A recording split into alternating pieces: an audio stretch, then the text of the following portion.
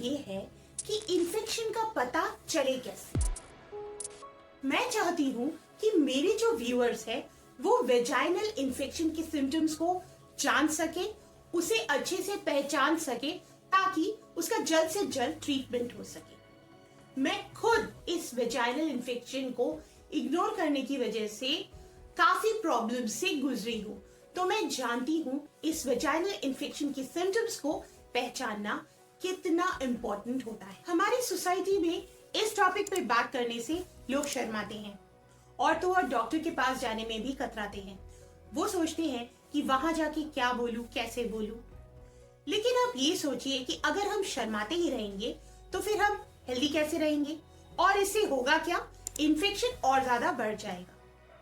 तो मेरी आप सबसे एक ही रिक्वेस्ट है कि प्लीज शर्माना बंद कीजिए और वेजाइनल इन्फेक्शन के बारे में खुद समझिए और दूसरों को समझाइए।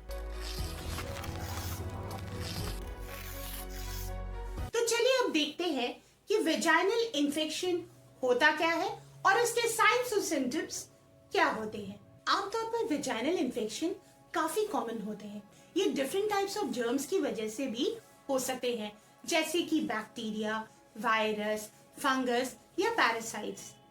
ये बर्थ कंट्रोल मेथड्स या हार्श वॉशिंग प्रोडक्ट्स से जो इरिटेशन होती है उससे भी इन्फेक्शन हो सकता है।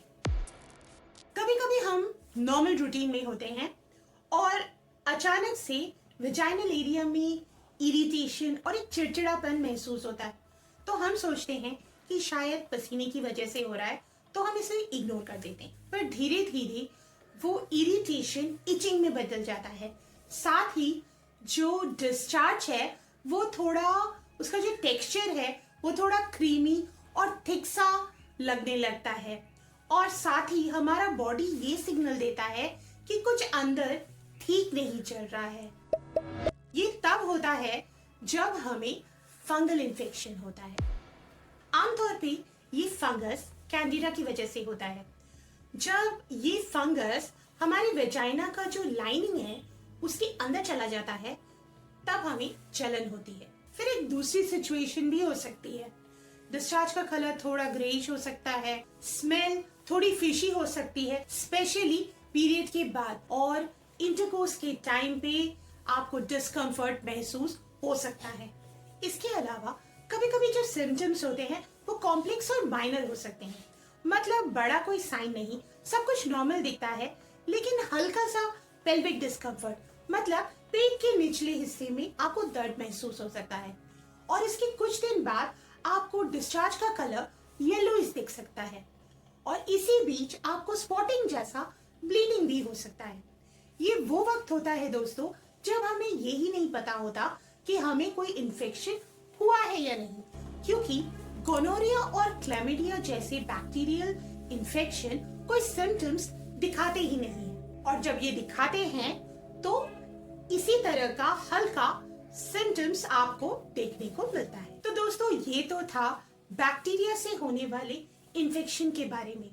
ऐसा ही वायरस से भी हमें वेजाइनल इन्फेक्शंस होते हैं जिसके सिम्टम्स बिल्कुल अलग होते हैं, जैसे कि वेजाइनल एरिया में पेनफुल सोर्स यानी छाले जैसा हो जाते हैं। इसकी वजह से दर्द और बुखार आना शुरू हो जाता है। और दोस्तों जानते हैं इन सारी चीजों में एक चीज ऑलमोस्ट कॉमन है और वो है जलन। वेजाइनल एरिया में ऐसा महसूस होता है कि वेजाइना अंदर से गर्म हो रहा है, यूरिन करते वक्त दर्द होता है, और जो डिस्चार्ज है वो नॉर्मल से ज्यादा हो जाता है। कभी कभी पानी जैसा या कभी कभी स्टिकी फील होता है। ऐसा लगने लगता है कि हमारी बॉडी हमें हिंट दे रही है कि अंदर कुछ ठीक नहीं है। हमें इन सिग्नल्स को समझना होता है, लेकिन हम क्या करते हैं, हेजिटेशन और शर्म की वजह से इन सिग्नल्स को इग्नोर कर देते हैं। तो दोस्तों अगर ये सारे सिम्टम्स आपको देखने को मिले तो प्लीज इस बार इन्हें इग्नोर मत कीजिएगा, क्योंकि बॉडी जब सिग्नल्स दे तो उसे सीरियसली लेना ही सेल्फ केयर का फर्स्ट स्टेप होता है।